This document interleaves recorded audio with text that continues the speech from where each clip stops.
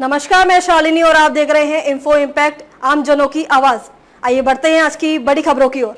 One nation one election JPC के लिए प्रियंका का नाम। कांग्रेस ने 3 और सांसदों को नॉमिनेट किया। लोकसभा में कल पेश हुआ था बिल। एक देश एक चुनाव के लिए संसद में मंगलवार को पेश हुए 129वां संविधान संशोधन बिल की समीक्षा के लिए बनने वाली ज्वाइंट पार्लियामेंट्री कमेटी में कांग्रेस की तरफ से प्रियंका गांधी वाड्रा शामिल हो सकती हैं। कांग्रेस ने जेपीसी के लिए 4 सांसदों के नाम नॉमिनेट किए हैं। इनमें प्रियंका के अलावा मनीष तिवारी, रणदीप सिंह सुरजेवाला और सुखदेव भगत सिंह शामिल हैं। वहीं तृणमूल कांग्रेस ने साकेत गोखले और कल्याण बनर्जी का नाम आगे बढ़ाया है। बीते दिन बिल पेश किए जाने पर विपक्ष के विरोध को देखते हुए अमित शाह ने सदन में कहा कि बिल जब कैबिनेट में आया था तब प्रधानमंत्री मोदी ने कहा था कि इसे संयुक्त संसदीय समिति को भेजना चाहिए। कानून मंत्री ऐसा प्रस्ताव कर सकते हैं। वोटिंग के बाद एक देश एक चुनाव के लिए बिल दोबारा पेश हुआ। कानून मंत्री मेघवाल ने 17 दिसंबर को लोकसभा में एक देश एक चुनाव को लेकर संविधान संशोधन बिल रखा था। विपक्षी सांसदों ने इसका विरोध किया। इसके बाद बिल पेश करने के लिए इलेक्ट्रॉनिक वोटिंग कराई गई। कुछ सांसदों की आपत्ति के बाद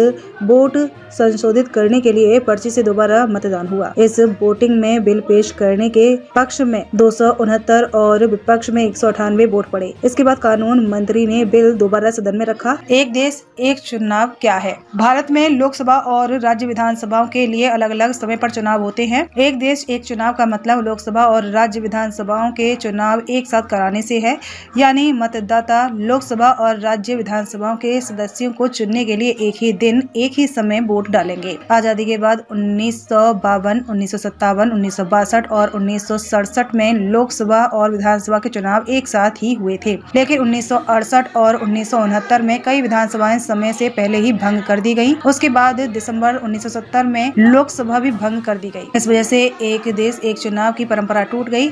एक देश एक चुनाव का विचार के लिए पूर्व राष्ट्रपति रामनाथ कोविंद की अध्यक्षता में 2 सितंबर 2023 को एक कमेटी बनाई गई थी। कमेटी ने करीब 191 दिनों में स्टेक होल्डर्स और एक्सपर्ट्स से चर्चा के बाद 14 मार्च 2024 को अपनी रिपोर्ट राष्ट्रपति द्रौपदी मुर्मू को सौंपी। एक देश एक चुनाव को लागू करने के लिए संविधान संशोधन के जरिए संविधान में एक नया अनुच्छेद जोड़ने और 3 अनुच्छेदों में संशोधन करने की व्यवस्था की जाएगी। सरकार इस मुद्दे पर आम सहमति बनाना चाहती है, लिहाजा बिल को ज्वाइंट पार्लियामेंट्री कमेटी को भेजे जाने की संभावना है। खबरों में अब तक के लिए बस इतना ही। फिर होगी आपसे मुलाकात, तब तक के लिए नमस्कार और देखते रहिए इन्फो इम्पैक्ट, आम जनों की आवाज। ऐसे ही लेटेस्ट अपडेट पाने के लिए हमारे चैनल को सब्सक्राइब करें और तुरंत नोटिफिकेशन पाने के लिए बेल आइकन प्रेस करना ना भूलें। यदि आप हमें फेसबुक या इंस्टाग्राम के माध्यम से देख रहे हैं तो हमारे पेज को फॉलो जरूर करें। धन्यवाद।